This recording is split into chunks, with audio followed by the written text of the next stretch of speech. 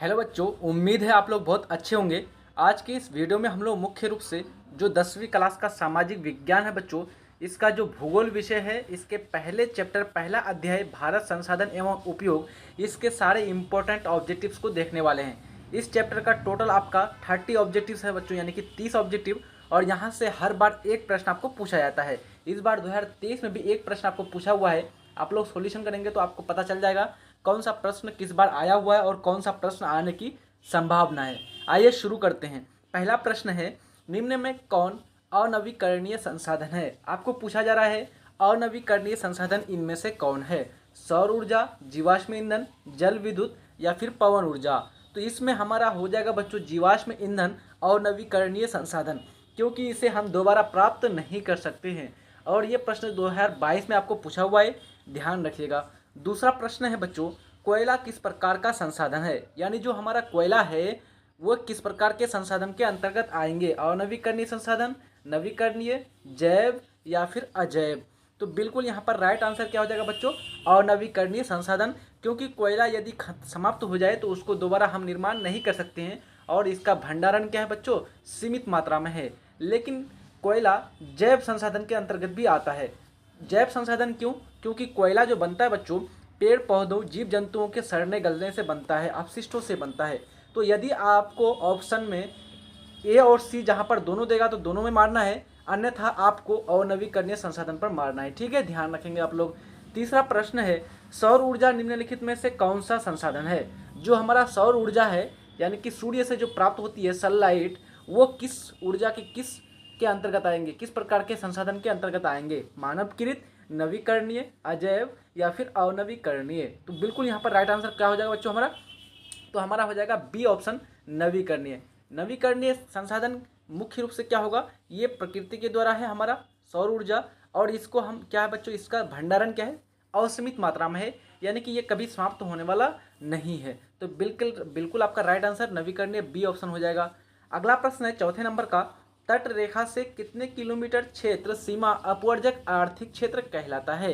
यानी कि कितना किलोमीटर तट रेखा से जो होगा सीमा, वो मुख्य रूप से अपवर्जक आर्थिक क्षेत्र के अंतर्गत आएगा। 100 NM, 200 NM, 150 NM, 250 NM? तो बिल्कुल यहाँ पर आपका 200 NM आ जाएगा बच्चों। NM क्या होता है? तो NM होता है नॉटिकल माइल। जैसे KM क्या होता है बच्चों? किलोमीटर। किलोमीटर को हम लोग किस में मापते हैं बच्चों? किलोमीटर जो मापते दूरी, ये हम लोग किस में मापते हैं? तो भूमि यानी कि लैंड पर मापते हैं। लेकिन वही दूरी यदि आप समुद्र में मापेंगे तो वहाँ पर कौन सा इकाई आपको उपयोग करना पड़ेगा? NM, यानी कि नॉटिकल माइल इसको बोला जाता है। तो 200 नॉटिकल माइल सीमा क्षेत्र क्या कहलाता है बच्चों? आपका अपवर्जक आर्थिक क्षेत्र। पांचवा नंबर का प्रश्न है, जो प्रश्न आपका इसी बार हाल ही में 2023 में आपको बोर्ड परीक्षा में पूछा हुआ है, मैट्रिक परीक्षा, आप लोग क्वेश्चन बैंक उठा करके दे सकते हैं। क्वेश्चन है, भारत के किस राज्य में सौर ऊर्जा के विकास की सर्वाधिक संभावना है? सबसे अधिक सौर ऊर्जा के लिए उपयुक्त स्थान कौन होगा? असम, अरुणाचल प्रदेश, राजस्थान, मेघालय? तो आपको यहाँ पर माइंड लगाना है बच्चों, सबसे अधिक गर्मी कहाँ पर पड़ती है? तो सबसे अधिक गर्मी पड़ती है आपका राजस्थान में, क्योंकि राजस्थान एक आपका मरुस्थलीय क्षेत्र है, इसलिए सबसे ज़्यादा सौर ऊर्जा भी यहीं पर हमको मिलने वाला है। तो ये हमारा सी ऑप्शन राइट हो जाएगा। पांचवें नंबर प्रश्न का 2023 में आया हुआ है। अगला प्रश्न है, निम्न में कौन सा संसाधन प्राकृतिक संसाधन है? आपको बताना है प्राकृतिक संसाधन। भूमि प्राकृतिक है, भवन ये आपका क्या है बच्चों? मानवकृत है। मानव की योग्यता ये भी मानव। तो यहाँ पर आपका भूमि जो है हमारा प्राकृतिक संसाधन के अंतर्गत आ जाएंगे, तो हमारा ए ऑप्शन बिल्कुल सही हो जाएगा। सातवां नंबर का प्रश्न है, किसने कहा है संसाधन होते नहीं बनते हैं? संसाधन मुख्य रूप से ऐसे नहीं होते हैं बच्चों, उसको बनाया जाता है मानव के द्वारा, उसको विकास किया जाता है, विकसित किया जाता है उसका। किसने कहा था ये कथन? ये कथन कहा था जिम्मरमैन ने। ये कब क्वेश्चन पूछा हुआ है? 2019 में ये प्रश्न आपको बोर्ड परीक्षा में आया हुआ है। आठवां नंबर का प्रश्न है, पवन ऊर्जा निम्नलिखित में कौन सा संसाधन है? यानी कि जो हवा होती है बच्चों, पवन हवा के उससे जो ऊर्जा निर्मित की जाती है पवन ऊर्जा, वो मुख्य रूप से कैसा संसाधन है? मानवकृत, पुनः पूर्ति योग्य, अजैव या फिर अचक्रीय? तो पवन हमारा पुनः पूर्ति योग्य है, क्योंकि हम इसको दोबारा प्राप्त कर सकते हैं। यदि आज खूब तेज हवा चलती है तो आज हमको पवन ऊर्जा मिल जाएगी, कल चलेगी तो कल भी मिलेगी। तो यानी कि ये कैसा हो गया? पुनः पूर्ति योग्य, दोबारा इसे प्राप्त कर सकते हैं। अगला प्रश्न है 90 नंबर का, विश्व पर्यावरण दिवस कब मनाया जाता है। ये प्रश्न 2018 में आपको आया हुआ है। तो विश्व पर्यावरण जो दिवस है बच्चों, वो कब मनाया जाता है? 5 जून को मनाया जाता है। कब मनाया जाता है? 5 जून को। तो हमारा राइट आंसर कौन सा हो जाएगा बच्चों? B option. ये प्रश्न आपको 2018 में पूछा हुआ है, ध्यान रखिएगा बच्चों। आपसे रिक्वेस्ट करूंगा, यदि आप लोग चैनल में न्यू है तो जल्दी से चैनल को सब्सक्राइब कर दीजिए। 10वें नंबर का प्रश्न है, डाकुओं की अर्थव्यवस्था का संबंध है, यानी जो डाकू होते हैं क्रिमिनल, वह अर्थव्यवस्था का संबंध उसके साथ कैसा होता है? संसाधनों के संग्रहण से, संसाधनों के अनियोजित विदोहन से, संसाधनों के नियोजित दोहन से, इनमें से कोई नहीं। तो बिल्कुल आपका संसाधनों के अनियोजित विदोहन से होगा बच्चों, क्योंकि डाकू चोरी करने के लिए जाता है तो ये नहीं देखता है किस आदमी का चोरी करना है, बस जिसके पास माल देखता है, जिसके पास सामान, जेवर जेवरात, मोटरसाइकिल देखा, ले लिया। ये उसकी क्या समस्या को नहीं समझता है कि कैसा है, इसकी स्थिति कैसी है, घर की स्थिति कैसी है बच्चों, ऐसा देखता है क्या? चोर नहीं देखता है ना। तो डाकुओं का संबंध आपको पता चल गया। 11वें नंबर का प्रश्न है, क्योटो सम्मेलन किस देश में आयोजित की गई? तो क्योटो जो सम्मेलन है बच्चों, संसाधनों के संरक्षण के लिए जो आपका ये हुआ था, यानी कि ग्लोबल वार्मिंग से बचाने के लिए, ये सम्मेलन मुख्य रूप से जापान में हुआ था, क्योंकि क्योटो जापान का एक शहर है बच्चों। ध्यान रखिएगा, जापान की राजधानी टोक्यो है और ये क्योटो है भाई, याद रखिएगा, उसका उल्टा थोड़ा सा लग रहा है, ठीक है। तो क्योटो या फिर टोक्यो, ये कहाँ पर है? जापान में है। तो सी ऑप्शन बिल्कुल सही हो जाएगा।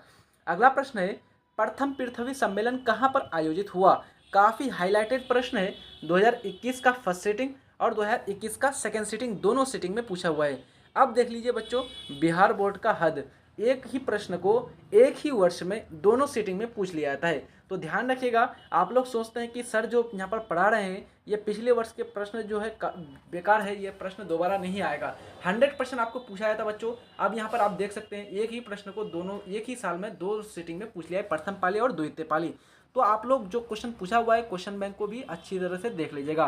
प्रथम पृथ्वी जो सम्मेलन आयोजित हुआ था, वह हुआ था रियो डी जेनेरिया में। रियो डी जेनेरिया बच्चों कहाँ पर है? ये आपका ब्राजील में है। रियो डी जेनेरिया आपका ब्राजील में है, ध्यान रखेंगे। एक बार आपको ये भी पूछा हुआ है कि ये कहाँ पर है। अगला प्रश्न है 13वें नंबर का, प्रथम पृथ्वी सम्मेलन कब आयोजित किया गया? जो प्रथम पृथ्वी सम्मेलन आयोजित किया गया था बच्चों, ये कब किया गया था? तो हो जाएगा यहाँ पर आपका 1992, यानी कि सी ऑप्शन बिल्कुल सही हो जाएगा। अगला प्रश्न है, द्वितीय पृथ्वी सम्मेलन कहाँ पर हुआ था? तो द्वितीय जो पृथ्वी सम्मेलन हुआ था बच्चों, वो हुआ था आपका न्यूयॉर्क में, यानी कि न्यूयॉर्क कहाँ पर है? अमेरिका में है, न्यूयॉर्क में हुआ था। ये प्रश्न आपको 2020 में आया हुआ है।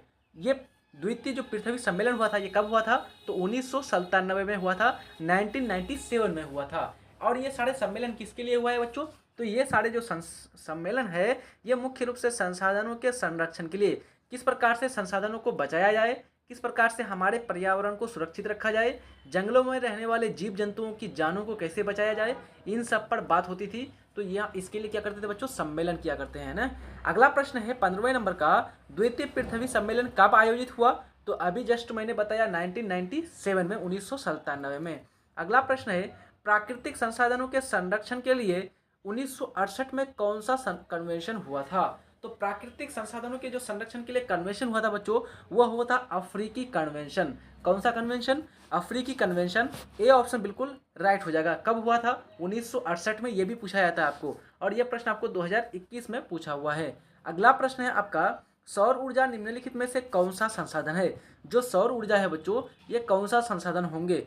तो सौर ऊर्जा मुख्य रूप से आपका पुनर्पूर्ति योग्य संसाधन है, पुनः इसको प्राप्त कर सकते हैं। यदि आज हमको सूर्य से धूप मिल रही है, हमको सौर ऊर्जा मिल रही है, तो सूर्य से धूप कल भी मिलेगी, परसों भी मिल सकती है, अगले दिन भी मिल सकता है ना। तो ये कैसा बच्चों? पुनर्पूर्ति योग्य है, इसको दोबारा हम प्राप्त कर सकते हैं। और इसकी मात्रा कैसी है? अनिश्चित मात्रा में है, असीमित मात्रा में है, इसका भंडारण असीमित है, यानी कि बहुत व्यापक मात्रा में है। ये प्रश्न 2 बार आपको पूछा हुआ है, 2014 में और 2019 में, ध्यान रखेंगे। 18वें नंबर का प्रश्न है, प्रथम पृथ्वी सम्मेलन 1992 में किस देश में आयोजित किया गया था? आपसे मैं रिक्वेस्ट करूंगा, यदि आप लोगों ने ये पहला चैप्टर नहीं पढ़ा है बच्चों, तो आप लोगों को मैं 2 पार्ट में पहला चैप्टर पढ़ाया हूँ इस भूगोल विषय का।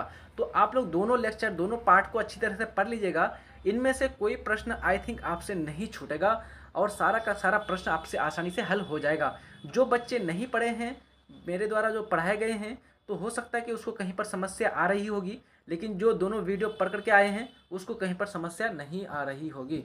प्रश्न है, पृथ्वी सम्मेलन जो है आपका प्रथम वो कहाँ पर हुआ था? तो मैंने आपको बता दिया, रियो डी जेनेरिया जो आपका ब्राजील में है। अगला प्रश्न है 19वें नंबर का, प्राकृतिक संसाधनों के संरक्षण हेतु अफ्रीकी कन्वेंशन किस वर्ष हुआ था? तो प्राकृतिक संसाधनों के जो संरक्षण के लिए जो अफ्रीकी कन्वेंशन हुआ था बच्चों, वो हुआ था 1968 में, यानी कि 1968 ईस्वी में। 20वें नंबर का प्रश्न है, हमारे पास पेट भरने के लिए बहुत कुछ है लेकिन पेटी भरने के लिए कुछ नहीं है, ये कथन किसका है? तो ये कथन जो दिया है बच्चों वो हमारे देश के राष्ट्रपिता महात्मा गांधी जी ने दिया है। तो हमारा सी ऑप्शन बिल्कुल सही हो जाएगा, गांधी जी। अगला प्रश्न है 21वें नंबर का। बच्चों आप लोग शेयर नहीं करते, जल्दी से वीडियो को शेयर कर दीजिए अपने दोस्त यार को, ताकि ज़्यादा से ज़्यादा लोग इससे आप क्या कराएं, प्रॉफिट यानी कि फ़ायदा उठा सके। प्रश्न है, निम्नलिखित में कौन प्राकृतिक संसाधन नहीं है? आपको क्वेश्चन पूछ रहा है प्राकृतिक संसाधन नहीं है, तो वन प्राकृतिक संसाधन है, नदी प्राकृतिक है, नगर ये प्राकृतिक नहीं है। तो इसलिए हमारा सी ऑप्शन बिल्कुल राइट हो जाएगा। नगर को किसके द्वारा बसाया जाता है बच्चों? मानव के द्वारा बसाया जाता है। नगर क्या प्रकृति के द्वारा बसता है? नहीं ना। तो हमारा सी ऑप्शन बिल्कुल सही हो जाएगा। 22वें नंबर का प्रश्न है, लौह अयस्क किस प्रकार का संसाधन है? तो लौह अयस्क जो है, लोहा एक खनिज है और लोहा की मात्रा क्या है बच्चों? सीमित मात्रा में है। इसकी समापन हो सकता है, यानी कि भंडारण सीमित है, इसलिए ये हमारा अनवीकरणीय संसाधन हो जाएगा। और ये प्रश्न 2021 में पूछा हुआ है आपको। अगला प्रश्न है, निम्न में कौन सा संसाधन प्राकृतिक संसाधन है? जल्दी से आप लोग लाइक कीजिए वीडियो को, जल्दी से आप लोग लाइक कीजिए बच्चों, ताकि हम लोग और अच्छा से अच्छा वीडियो मैं आपके लिए लेकर के आता रहूं। प्रश्न है, निम्नलिखित में से कौन सा संसाधन प्राकृतिक संसाधन है? तो प्राकृतिक संसाधन इसमें से क्या हो जाएगा बच्चों? हमारा भूमि हो जाएगा।